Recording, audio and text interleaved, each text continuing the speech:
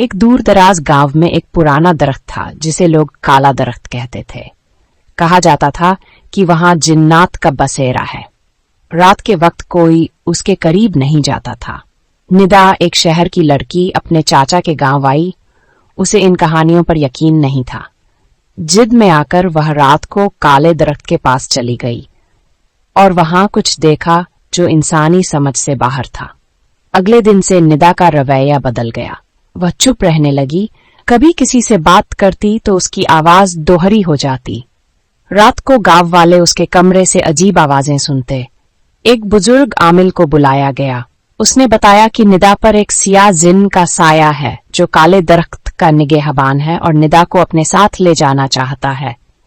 निदा अक्सर नींद में किसी अजनबी जबान में बोलती थी। एक रात सबने देखा कि निदा की आंखें सफेद थीं और वह छत पर उल्टी लटकी हुई थी।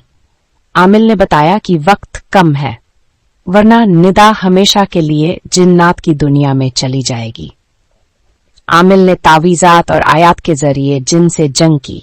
कमरे की दीवारें फटने लगीं, चीजें हवा में उड़ने लगीं और एक सियाह साया निदा के जिस्म से बाहर आया और चीख मारते हुए दीवार में घुस गया।